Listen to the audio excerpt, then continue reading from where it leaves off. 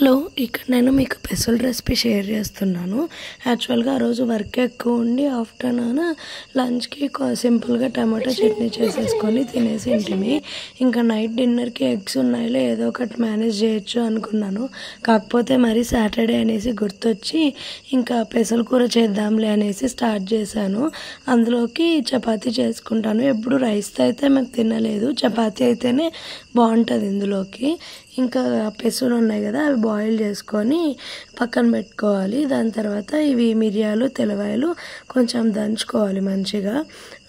అవి దాని తర్వాత ఇంకా గోలం పెట్టేసుకొని కొంచెం ఆయిల్ అండ్ ఆవాలు, జీలకర్ర, ఎండుమిర్చి అండ్ ఇంకా తర్వాత ఆనియన్, మిర్చి వేసి కొంచెం మగ్గినాక ఆ తెల్లవాయి మిరియాల దంచినాం కదా అది వేసేసుకోవాలి.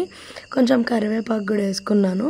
దాని తర్వాత ఇంకా ఆనియన్, టమాటో వేసి మగ్గినాక ఉప్పు, పసుపు వేసేసుకొని ఇంకా బాయిల్ చేసుకున్న పెసలు ఉన్నాయి కదా అవి వేసేసుకొని ఇంకా మనకి కన్సిస్టెన్సీ తగ్గట్టు వాటర్ వేసేసుకొని మంచిగా బాయిల్ చేసుకోవాలి. ఇందులోకి నేను మిర్చి పౌడర్ ఏమి వేయట్లేదు, మనకు మామూలు గ్రీన్ మిర్చిను అండ్ మిరియాల కారమే సరిపోతుంది. కావాలంటే వేసుకోవచ్చు, నేనైతే ఆ రెండు వేసేసాను.